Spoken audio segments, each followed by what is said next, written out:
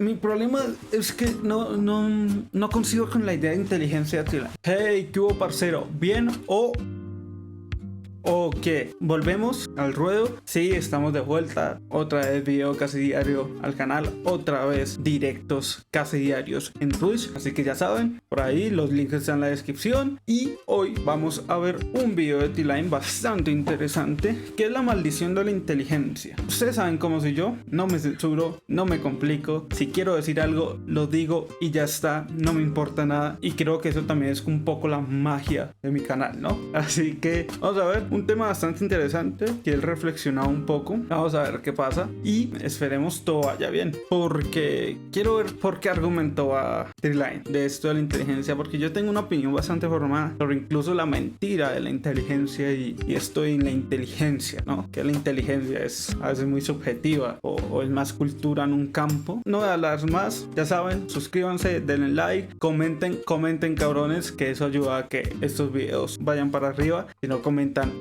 no, vamos allá. La maldición de la inteligencia, T-Line.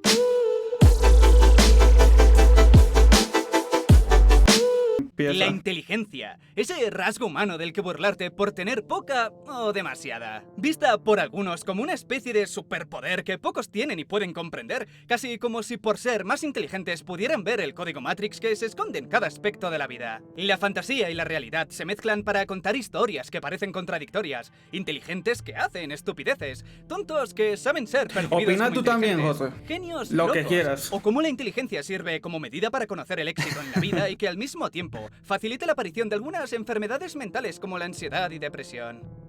Empezando por algo bastante llamativo. ¿Es cierto que las personas muy inteligentes intimidan? Sí y no. La inteligencia por sí sola no intimida a nadie. Es el que tiene más conocimiento del tema que se esté tratando el que puede convertirlo en intimidante. Así, yo creo que un matemático intimida. puede ser intimidante frente a un escritor y un escritor intimidante frente a un matemático. Y los dos En ese pueden contexto, hacerlo de la exacto. misma forma, curiosamente, utilizando expresiones o palabras que sabe casi seguro que no entenderá. Lo que sí es cierto es que tiene que darse una condición. La rama o profesión tiene que ser percibida como intelectual, porque por muchísimo conocimiento que tenga un agricultor o un actor, es muy complicado que alguien se sienta intimidado.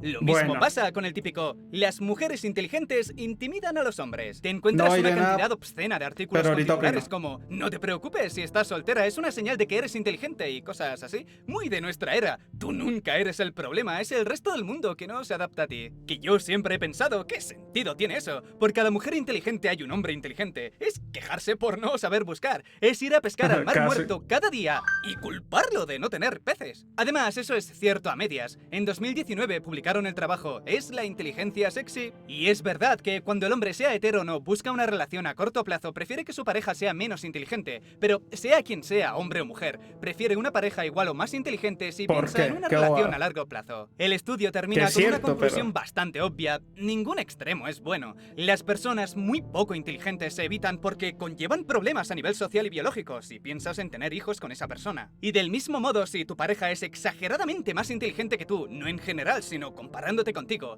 trae sentimientos de inferioridad y inseguridad. José, no tendré pareja. Eres lo suficientemente bueno y que en cualquier momento encontrará a alguien mejor. Por lo que el dicho no debería ser "los inteligentes intimidan", sino "los muy básicos son fácilmente intimidables". Así que para sorpresa de nadie, las parejas más equilibradas en inteligencia son las más satisfactorias. Es lo que dicen. No hay nada como la amistad entre dos tontos, sincera y divertida. Pues lo mismo con las parejas. Y por supuesto, todo lo anterior no importa si el físico o la personalidad no acompaña.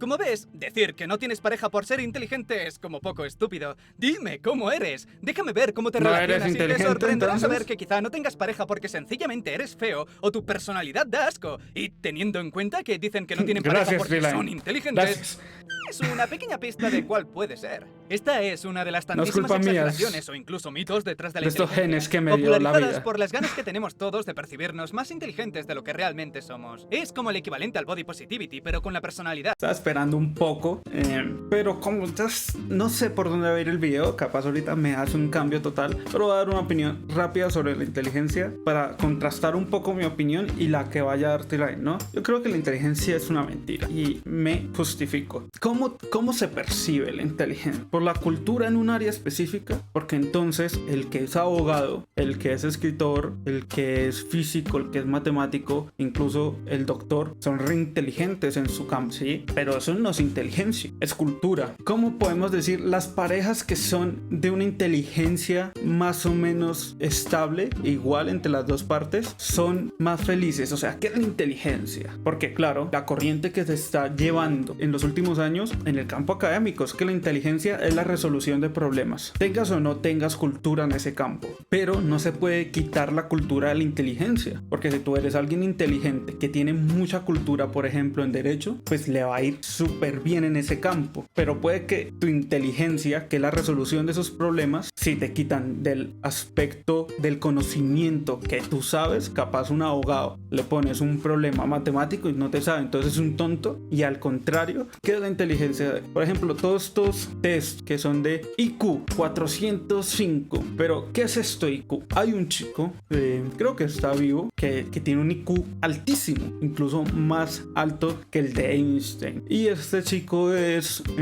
vigilante de discotecas, pero tiene un IQ altísimo. Entonces, ¿qué es el IQ? ¿Vale para algo el IQ? ¿Realmente es una percepción o una valoración de la inteligencia? No, porque capaz este chico que tiene 405 IQ lo pones al lado de, yo que sé, Elon Musk, y Elon Musk le da 20.000 vueltas en cuanto a dirigir, en cuanto a crear empresa, en cuanto a innovar. Entonces, para mí, el concepto de inteligencia es como una gran mentira. La inteligencia realmente es algo que no se puede percibir. No tiene sentido el concepto de inteligencia. No tiene el sentido el catalogar y ponerle una etiqueta a alguien de inteligente y tonto, porque la inteligencia no es absoluta. No hay nadie con inteligencia absoluta. Yo cojo a Einstein y lo pongo al lado porque se me viene a la cabeza y es como el que tengo fresco, de Elon Musk. Y Elon Musk le da 20.000 vueltas en cuanto a ser un jefe, en cuanto a dirigir personas y en cuanto a hacerse rico, innovar. Pero Einstein le da 20.000 vueltas en cuanto a teorías, en cuanto a incluso comunicar, hablar, porque Einstein era muy carismático, y pues en su campo, que es la física. Entonces los dos son inteligentes, solo que uno tiene más aptitudes en un área y otro menos por cuestiones culturales. La inteligencia es una gran mentira, por eso no se puede catalogar, hey, una pareja si tiene un mismo porcentaje de inteligencia, ¿en qué? Entonces ese va a ser mi problema con este video. Va a estar hablando de un concepto que para mí no es absoluto. Por eso tantas teorías de la inteligencia multifuncional. Y sigamos. Es más fácil aceptar que eres inteligente y que intimidas a los demás que pensar que eres prepotente, arrogante, un egocéntrico que cree que siempre tiene razón o que su opinión importa más. Nah, ¿qué va a ser eso, verdad? Es porque eres muy inteligente. Otra de esas exageraciones es sobre los genios locos, como si hiciera falta. Algunos ejemplos. Van Gogh.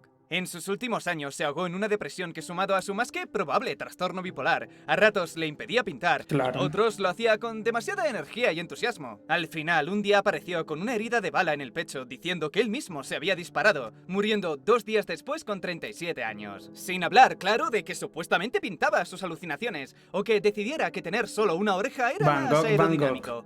Edgar Allan Poe. Ahora ya de nada sirve razonar conmigo. No puedo más. Tengo que morir. Desde que publiqué Eureka, no tengo deseos Mucho de para seguir mi con mente. vida.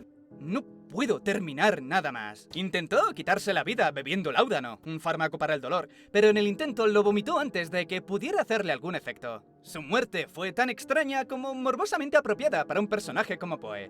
Le vieron un día caminando por la calle vistiendo ropas que no eran suyas, delirando, desorientado y muy angustiado. No recordaba nada. ¿Qué había hecho o qué le habían hecho para estar así?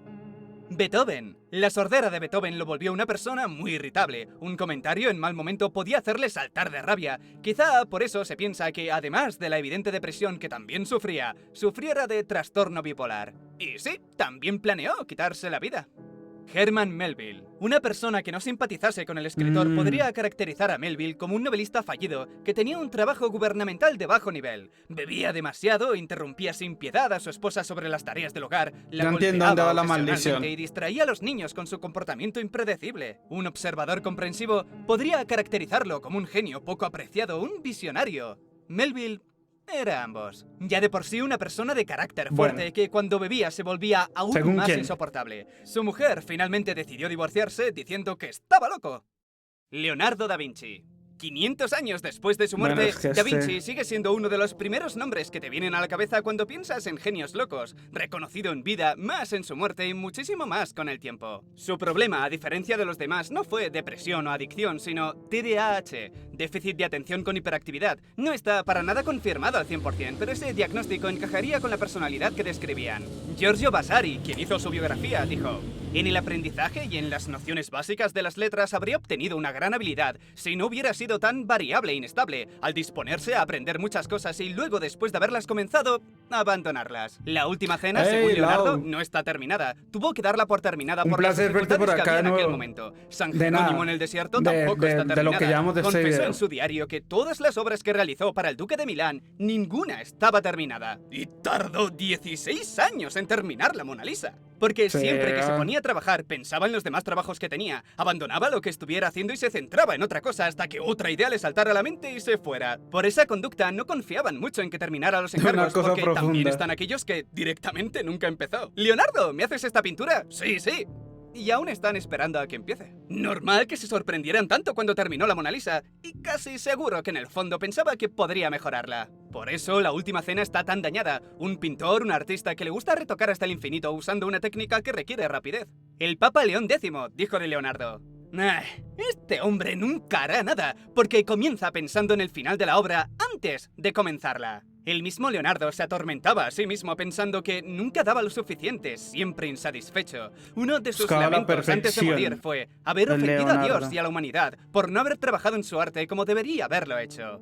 Gracias a estos detalles sacados de su biografía, un pequeño artículo llamado Un genio conducido a la distracción especuló con la posibilidad de que Leonardo sufriera TDAH. También comentan cómo ese trastorno, aunque le perjudicó creando una imagen de artista poco fiable, podría haberle ayudado en otras áreas. La cascada de pensamientos sin ordenar que sufren los que padecen TDAH puede ser una virtud si lo que buscas es creatividad y originalidad. Este punto, que los trastornos faciliten algunas tareas cognitivas, lo veremos también más adelante. Virginia Woolf. Su marido, Leonard Woolf, en un momento dado dijo: en la etapa maníaca estaba extremadamente emocionada. Se le aceleraba la mente, hablaba con volubilidad y en el momento álgido del ataque de forma incoherente tenía delirios y escuchaba voces. Por ejemplo, me dijo que en su segundo ataque escuchó a los pájaros en el jardín afuera de su ventana hablando griego. Fue violenta con las enfermeras. En su tercer ataque, que comenzó en 1914, duró varios meses y terminó con un estado de coma durante 2 días. Terminó quitándose la vida, al darse cuenta de que comenzaba a oír voces de nuevo y leer y escribir se volvía lentamente una tarea imposible, lo cual es tormentoso para una escritora. Isaac Newton, una persona muy solitaria y bastante neurótica, se recuerda. Estaba constantemente meditando y preocupado por los errores del pasado. Tal era su nivel de preocupación y obsesión por el avance científico que llegó a desarrollar depresión, y en su punto más alto tuvo una crisis nerviosa en el verano de 1693. Tesla. He estado alimentando palomas, miles de ellas durante años, pero había un pájaro hermoso de color blanco puro con puntas grisáceas en sus alas. Esa era diferente, era una hembra. Solo tenía que desear llamarla y ella venía volando hacia mí. Me encantaba esa paloma como un hombre ama a una mujer, y ella me amaba. Mientras la tuve, hubo un propósito en mi vida. De ahí nació la idea de que se había enamorado de una paloma, aunque puede que solo sea una mala interpretación por querer usar una expresión. Todos sufrimos en el amor, Tesla. Una persona muy solitaria, social, lo que disfrutaba era encerrarse y trabajar en sus ideas. Sí que tuvo algunos amigos, pero al final de su vida se arrepintió un poco de no haber tenido pareja, considerando que quizá el precio por haberse dedicado enteramente a su trabajo había sido demasiado alto. Murió como no podía ser de otra manera, solo en una habitación de hotel con el cartel de no molestar en la puerta. Pero no necesariamente es malo morir. Bueno, un poco sí, pero... T-Line, ya. Si te fijases solo en esos casos, solo estarías viendo una cara de la moneda y te engañaría al hacerte pensar que tienes que sufrir algún tipo de trastorno para destacar, pero si quisieras, podrías hacer la misma lista o aún más larga con genios cuerdos, si lo quieres llamar así. Mozart, a gran diferencia de Da Vinci, trabajaba con mucha energía, terminando sus trabajos en plazos muy cortos. Su mayor desgracia fue la pobreza que sufrió casi toda su vida, solo obteniendo algo de prestigio antes de su muerte. Stephen Hawking, y lo suyo fue una enfermedad física, confinado en una silla sin poder moverse, hablar y apenas poder mostrar emociones, y aún así estaba más cuerdo que la mayoría. Y como no, ya estaba tardando en llegar Einstein. Y la lista podría seguir y seguir. Son muy pocos ejemplos, pero se puede empezar a intuir Entonces, cierto patrón. Streamline. Son los artistas Entonces, y no los científicos los que se ¿qué ven me más quieres afectados, decir? siendo los escritores y poetas los más perjudicados dentro del grupo de artistas. No olvidemos que en todo ¿Por qué momento, será? cuando decimos loco, estamos hablando de enfermedades mentales o, en el mejor de los casos, trastornos de la personalidad. Y cuando decimos genio, entendemos innovador, creador y talentoso en su campo, no necesariamente un intelectual. Ya Así me que, perdí. viendo todo esto, ¿es más probable que los genios sufran algún tipo de trastorno mental o exageramos las historias porque nos encanta la dualidad? No creo. Es complicado. Lo segundo es cierto, está claro. Una buena porque son historia siempre llega a más conocidos. gente. Además, está el añadido de que queremos que sean ciertas, porque significaría que tus trastornos tienen un lado Misticismo positivo. también. Una especie de señal de que eres un genio sin saberlo. Pero es imposible no saberlo. Sería como estar completamente mojado y no saber si está lloviendo. Si lo dudas, o se te puede llegar a convencer de que tienes un No genio lo oculto sé. dentro de ti, no dice nada bueno sobre tu inteligencia. En cuanto a lo primero, puede ser. Como he comentado antes con el TDAH, se han planteado muchas hipótesis argumentando que si bien no todos, Por ejemplo, yo no creo que Einstein se creyera más genio que sus compañeros físicos de toda la vida. Es más, él dijo, si no estoy mal, si no, corrígame en los comentarios. Einstein dijo que la persona más inteligente para él, creo que era un persona de seguridad o un amigo de él que no tenía nada que ver con la ciencia y que siempre iba a él para inspirarse porque las preguntas que él hacía eran como las correctas, ¿sí? Yo no creo que él se sintiera más genio que su entorno, que todos eran físicos, que eran físicos muchos también muy reconocidos. No creo que él se creyera más genio, pero no creo que se sintiera mucho más inteligente. No estoy de acuerdo con esa frase de que es como estar empapado y no verlo, de que ser un genio es como que lo sabes. No lo creo así, pero yo no soy un genio. Es ahí el problema. algunos de esos trastornos podrían ayudar en el proceso creativo, siempre entendiendo que en exceso puede dar la vuelta e incapacitarte, como cuando Van Gogh era incapaz de pintar, o Poe sentía que no podía crear nada más después de Eureka. También hay que tener en cuenta una cosa, ¿es el artista que como artista desarrolla esas neurosis, o es la persona que, viendo que tiene facilidad creativa debido a su neurosis, la que selecciona el arte como camino en su vida? Pueden darse los dos, claro, pero diría que es más frecuente lo segundo. Si tenemos en cuenta, por ejemplo, la biografía de Da Vinci que cuenta Vasari, él desde pequeño ya tenía esa mente distraída, lo que le ayudó a interesarse sobre todo lo que quisieran enseñarle, pero nunca llegó a corregirlo, por lo que con el tiempo le perjudicó afectando su fiabilidad para terminar los encargos. Claro que para empezar hay que tener gusto por el arte, si no, sencillamente será una persona con un trastorno. Como el TDAH, también se ha propuesto el trastorno bipolar, esquizofrenia, incluso ansiedad y depresión. En general, todas aquellas enfermedades que vayan de la mano con la neurosis, haciendo que la persona tenga más pensamientos obsesivos. Eso tendría la virtud de ser una fuente incansable para resolver problemas creativos, porque les permitiría anclarse en un punto hasta resolverlos, siendo muchísimo más persistentes que la gente promedio. Pero al mismo tiempo, tiene la misma fuerza para hacerte sentir miserable sin importar lo que hayas conseguido, y morir creyendo que has defraudado a la humanidad como le pasó al pobre Leonardo. Pero aquí hay un poco de polémica. A raíz de todas esas historias surgieron muchísimos estudios demostrando que todas esas enfermedades popularmente propuestas por potenciar la creatividad de hecho no lo hacen, viendo que entre ese grupo no hay más personas creativas. Pero luego ves que entre los escritores hay creo que era un 50 o 60% más casos y un 80% más entre los poetas. Así que, ¿qué está pasando? Según lo veo yo, están hablando de cosas distintas. Unos tratan de desmentir que esas enfermedades te hagan más creativo, y los otros demuestran que hay una conexión, aunque dan palos de ciego para averiguar cuál es. Quizá, como acabo de decir, esas enfermedades les haga ser más obsesivos, pero no necesariamente más creativos. Por lo que si una persona ya de por sí talentosa e interesada en el arte se vuelve obsesiva, te da como resultado una persona que está 16 años pintando un cuadro. Si nos centramos puramente en la inteligencia, vemos que a su modo también está conectada a muchas de las enfermedades anteriores. No es nueva la idea, que conecta la alta inteligencia con enfermedades mentales como la depresión, ansiedad. La idea simplificada viene a decir que estas personas superdotadas son, gracias a su gran conciencia, hiperreactivas a los estímulos, es decir, reaccionan con más intensidad. Eso se manifestaría a la edad de 6 a 11 años, reaccionando emocionalmente con más intensidad cuanto más inteligentes son, lo que provoca más situaciones de estrés. Claro que puede ocurrir en cualquier persona, porque lo importante en este caso no es la inteligencia, es la intensidad con la que se reacciona, tanto emocional como conductualmente. Creo que lo que quieren demostrar estudios como este es conectar dos ideas. Las personas hiperreactivas son más propensas a desarrollar esos trastornos y las personas con un alto coeficiente intelectual tienden a ser más hiperreactivas. Por lo que en ningún momento dicen que no puede ocurrir al revés. ¡Y ocurre! Otros estudios han demostrado que de hecho si la persona tiene una puntuación muy baja en inteligencia también tiene más posibilidades en desarrollar esos trastornos. Durante un tiempo vi eso como una contradicción, pero no tiene por qué serlo.